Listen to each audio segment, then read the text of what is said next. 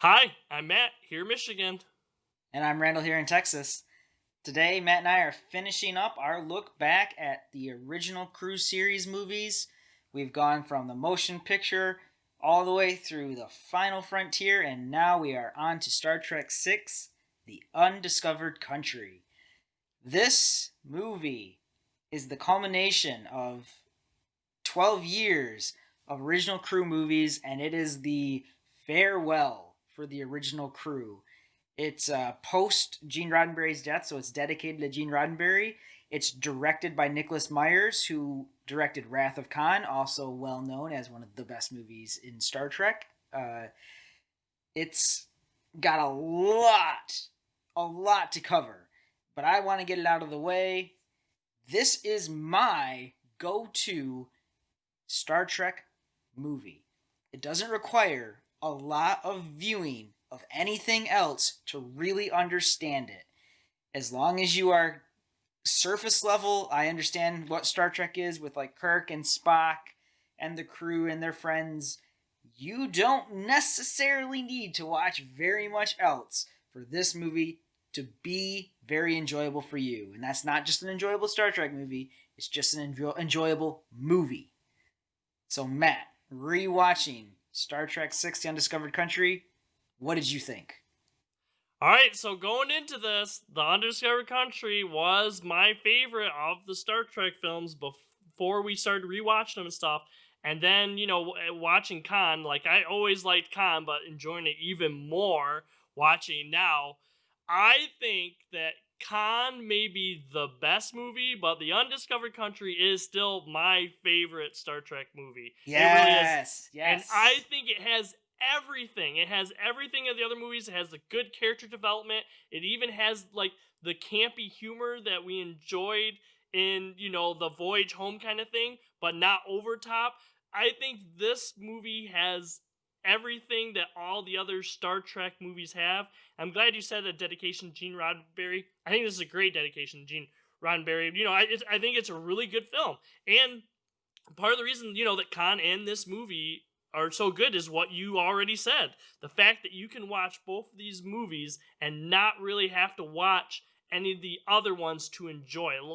As well as you know a little bit about Star Trek and know a little bit about these characters, you're going to enjoy this film. You hit it on. You hit it out of the park, man. Like, seriously. Khan might be the best Star Trek film, but this is the most fun. This movie is, to me, the one that I always end up going back and watching the most. It's the most enjoyable of the bunch. And it's got a lot of themes in it. So, one of the things that I want to get out of the way is this film comes out in 1991. And what we're seeing in the real world, and Star Trek's always been very poignant about pointing out things in the real world, is we're seeing the disillusion of the Soviet Union. We're seeing the Cold War between the United States and the Soviet Union come to an end. And that's what this film is covering. The Klingons and the Federation have been in a really long Cold War, like hostilities for 70 plus years. And this explosion of their key mining facility on Praxis, which is a moon of Kronos, it kicks off peace talks. It gets everything moving forward.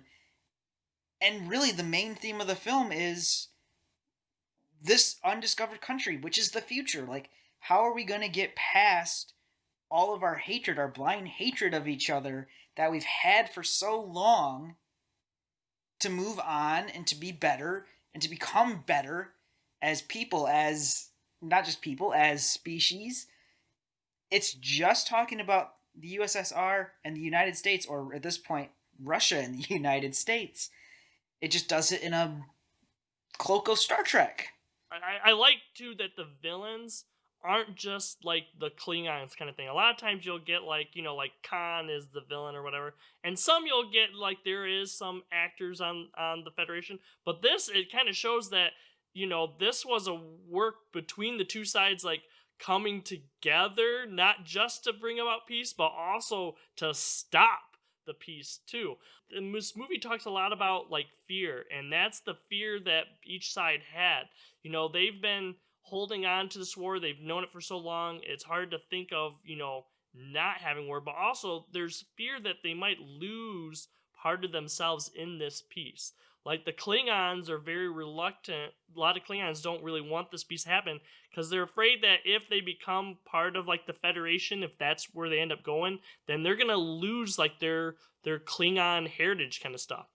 Basically said they feel like the Federation's gonna force them to be like humanized kind of thing, and they don't want to be their enemy. They want to be able to hold on to their traditions and stuff. And a big thing too is just showing like how uncomfortable members of Starfleet are around the Klingons, which I always thought was kind of interesting take on this movie, because we always think about Star Trek, is going to like new worlds, finding new life and kind of thing, learning about new life.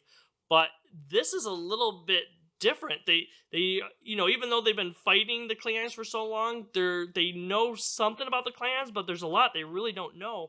And because it's been their enemy and stuff, they have like this negative view on it. Like, I don't know that you ever really hear them talk about how revolting another species is. Like, they were talking about how the Klingons smell, like how the Klingons like eat their food and kind of stuff too. That's not something that I normally see a whole lot in Star Trek. And it's kind of interesting that they use that, incorporate that to kind of just show kind of real world views that people have on different people that they don't know a whole lot about. This movie does one of the best jobs of as a Star Trek movie of paralleling what's really going on and all of those big ticket items that are happening.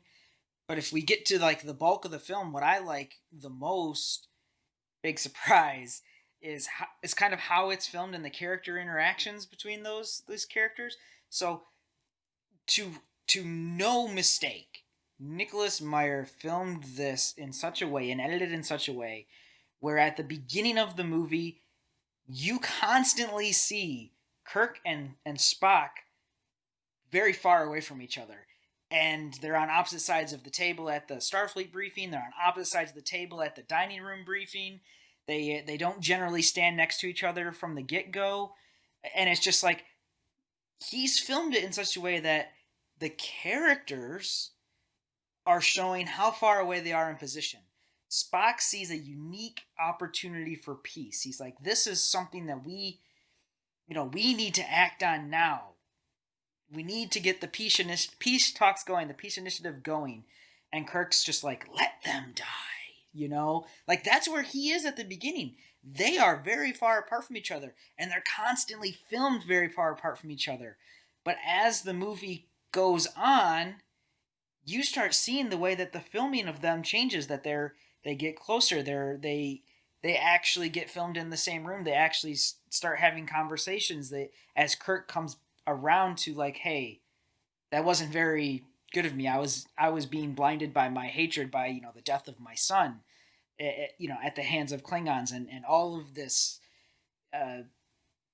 Cold War that we've been going through for so long.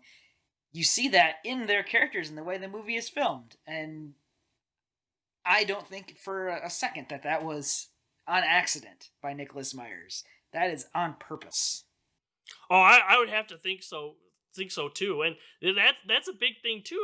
I mean, we've all talked about through these Star Trek films how you have these characters that kind of like keep each other in check, kind of thing. Like, that's why those relationships are so important in these movies between especially between Kirk, Bones, and Spock, because they help us present those different views, but also they connect with each other to help themselves grow in each film and stuff too. And this thing, like I said, is important too. So humans a lot of times have been shown as like acting on emotion, and Spock's role, a lot of it is that yes, he's part human, but he's all about logic kind of thing. And I think a very good choice in this movie, I'm sorry, I can't think of the character's name right now, but actually having the other Vulcan crew member on there too. Oh, Kim Cattrall's character? Yeah, Kim Cattrall's character, which It's funny, I didn't realize that was Kim Cattrall until I started watching this movie again. I'm like, oh my goodness, that's Kim Cattrall. I never thought about that before, kind of thing. It's kind of interesting. Great that they had her character in there because it kind of takes on, well, maybe humans and people in the Federation don't adhere too much to this piece because they're putting their feelings into it, and logically it makes sense. So once they see the logic, maybe they'll agree to this piece. But her character changes that up. She is Vulcan and is going on logic, and she basically presents to Spock that logic dictates that this is not going to work. Because of how the two sides are and stuff, logically this isn't going to work. And it's kind of interesting that, Spock, kind of puts him into like a question. He's that bridge kind of thing where, Spock being, both part human and Vulcan, it's always been about having those two ideas and thing. And I think that was kind of interesting too when the two of them have their discussion, Spock and Kim Cattrall's character, where Spock basically says, the crew of the Enterprise, we're retiring and stuff. This is going to be my last, voyage on the Enterprise. I want you to basically kind of like take my place, on, whoever the next Enterprise crew is, kind of thing, to show how much trust that Spock has in her. And then they have a conversation where she talks about, logic, and Spock says, well, full logic is just the step. That isn't the end game, kind of thing, which I think just devolves in Spock's character growth through all these movies, like how you need both, the logic and the emotion. One of the things that I really love about her character in particular is, so she's fresh out of Starfleet. She's the first Vulcan to ever Starfleet Academy. She's the first Vulcan to ever graduate number one in her class at Starfleet Academy. And really early on, they establish that she's very much by the books. So Kirk is like, all right, let's take us out of space dock and, 1/4 impulse or whatever. And she's like, you know what? Thrusters only in space dock. And everyone's like, oh, God. Hoo, hoo, hoo. You get it's a fun scene. It's a little bit of laughter there. And Kirk's just, it's like, you heard the order. So, but later in the movie, I highly doubt, if you're watching this for the first time, can pick out that the two people who are talking about the Klingons end up being the assassins for Chancellor Gorkon. Because they're just going about, they're like, oh my God, can you, how they smell, like you had said earlier. And then you see Cattrall's character there, and she's just like, you men have work to do? Yes, sir. Get to it. And it just fits, because they had went through a little bit of character building. Like, she's very by the books, and she's very logic, and she's, very much a Vulcan. It just makes sense. You don't get that she's telling these two, you have work to do, that work's an assassination attempt. Like, even now, even knowing, having watched it probably dozens and dozens of times, I'm still like, man, they did that so well. The way the story unfolds and the way it becomes kind of this murder mystery, like what happened, and we can't go to space dock because if we do, the murderers will get off.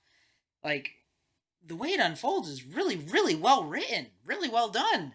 I really like this movie. If there is one scene that kind of puts me off a little bit, that I'm still not, I guess kind of makes me a little bit uncomfortable watching, is the part where Spock has to extract the information from Kim Cattrall's character on who the conspirators are. They ask, who are these conspirators? And, she says, I don't remember, kind of thing. And she's Vulcan, and so, Spock is quick to point out, a lie, kind of thing. And she's like, a choice. Like, she's choosing not to remember. So Spock has to go, and it's almost by order by Kirk, too. Kirk basically just says Spock's name. He doesn't say Spock extract the information from her, but basically it's almost like implied that Kirk is just basically like Spock, and Spock goes up and extracts the information. I think that's the one scene that kind of makes me feel uncomfortable. The fact that Spock is actually,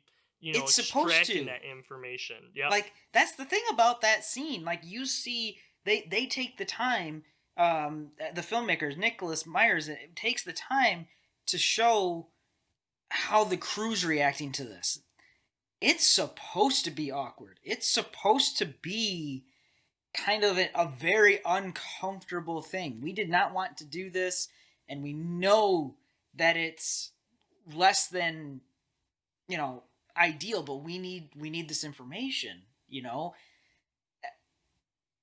if you felt uncomfortable, that means that scene was doing what it was intended to do. It was almost like, what was the one, 24 or whatever, Jack Bauer or whatever. It's kind of one of those things that's like, we're running out of time, kind of thing. Like, we need this info kind of thing. It's like, oh my goodness. It's kind of got that kind of vibe to that scene. Oh God. I did not think that we were going to do any references to 24 in the Star Trek review.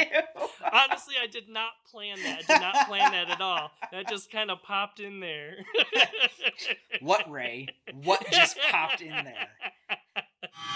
It's the Stay Puft Marshmallow Man. Yeah. Overall, this movie definitely has everything that I want from a Star Trek film. We got the Klingons, like I already talked about, like the jokes and stuff, the good character building and everything. Another thing I want to say about this movie is, like, pacing for me, this was one of the best pacing movies, I think. To me, I was always engaged in this movie from, like, start to finish. I don't know that there was really too many lull parts. Like, sometimes you might think that, when, Kirk and Bones are in prison or whatever, maybe that might be a little bit of a lull, but to me it wasn't. To me, there was excitement stuff happening or whatever throughout the entire movie. I think there actually was quite a bit of, like, showing and not necessarily telling in this movie. We don't have, like, people just, standing in long times, like, talking, discussing everything, though we had those and they were good, but they also brought, good, enjoyable elements to it. Like, I think it was a great choice to have, Shakespeare, one of the Klingons, actually quoting Shakespeare throughout. Christopher Plummer getting to chew through some Shakespeare. Oh, excellent. And it's just kind of interesting. I mean, it's laid out. I mean, part of the reason he chooses Shakespeare is because, he studied Kirk. Like, I wouldn't say he admires Kirk. It's almost like a respect. Like, they're two warriors. He may not like the other warrior, but basically has respect. He sees that, Kirk is, his history speaks for himself, kind of thing. So he has some respect for it.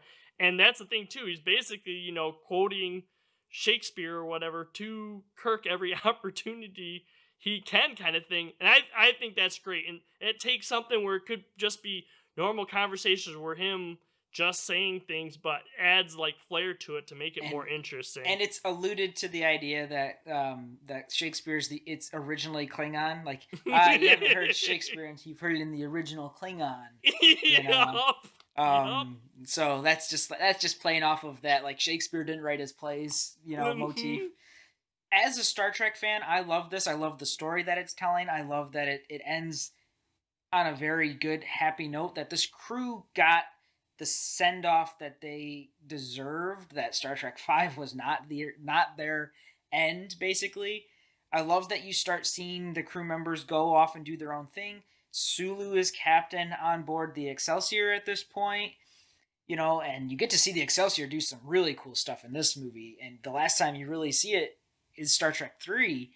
It was still, like, experimental transwarp drive that all failed. They just throw it into its own thing, but it was just this overbuilt ship. It's huge. It's awesome. Like, the Enterprise is getting the crap kicked out of it by this bird of prey. The Excelsior shows up and takes some hits, and it's just like, well, like, yeah, we just got hit, but we're a lot tougher than that old Constitution class. But as a Star Trek fan, there's one thing that always bothers me. Paramount has always treated these films very poorly, monetarily wise, like, and they've reaped the benefit of that. So constantly I see scenes in here where it's like, that's redressed TNG. That's just the hallway from the Enterprise D. This where they had their dining room, that's just the conference room from TNG, the engine room, that's just the warp core from TNG from the Next Generation. And I'm like, they reused just about every set from the Next Generation. And if you're just watching this film by itself, standalone, you probably don't notice and you probably don't care. If you're a big Star Trek fan, you really see that and you're like, oh man, they cut some corners here, didn't they? You know, it's funny. The one that you mentioned is probably the one that I caught, or one of the ones that you mentioned that I probably caught. The one that I is when you're talking about how the dining area is the conference room for TNG. That's probably the one that I definitely stuck out in my mind. I'm like, this looks familiar. But and like you said, as someone who's not a real trained eye, you're just probably thinking like, it's a Starfleet ship. You know, it makes sense that Starfleet ships would look similar, kind of thing. But yeah, it's kind of interesting when you put it in that perspective. It's kind of like, well, we have these Star Trek themed sets. Let's just make some changes to make it work for our movie. Yeah, they really did. Like, and we're not going to continue on into the Next Generation films, but the Bird of Prey explosion at the end of Star Trek 6 is the exact same. Maybe Matt can like put them side by side, but I'll tell you, it is exactly the same explosion in Star Trek Generations, the next movie, which is, again, we're not going there. We're not going to do that review right now, but I mean, it does have Kirk, but it does have Kirk, but no. But like, when I say it's exactly the same, I mean the same film print. Paramount has consistently underpaid and gotten so much out of this franchise. But man, again, as a Star Trek fan, this film delivers on so many of the things I want to see in Star Trek that I'm willing to overlook so many of the cheap things that were done behind the scenes. Yep, I totally agree. I absolutely love this movie. If you have not seen this movie, go check it out for sure. Like Randall and I talked about, we talked about all of the original Star Trek crew movies. If you haven't seen our other reviews of the movies that came before, be sure to check those out for sure. If you like Randall and our review, be sure to give us a thumbs up. Be sure to subscribe to and ring the bell so you get notified when our other reviews are coming out. We got a whole bunch of reviews, flashback reviews to when theaters are back open. We'll be doing new movie reviews again too. So theaters! Be sure to look for those. Yay, what are theaters? What are those theaters? Those are places with comfy seats where you can get popcorn, right? I might even get a haircut. Yeah. Time to get rid of the COVID here in a little bit, hopefully soon. So, also be sure to check us out on social media. We'll post the day before our videos come out to let you know what videos coming out next. For now, I'm Matt here in Michigan. Have a good day. And I'm Randall here in Texas. I'll see everyone later. Next time on No Market Media. Please consider checking out some of our other videos.